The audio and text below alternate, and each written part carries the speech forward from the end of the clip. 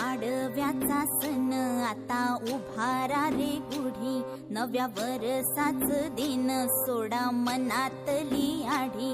गेलं साली गेली आढी, आता पाडवा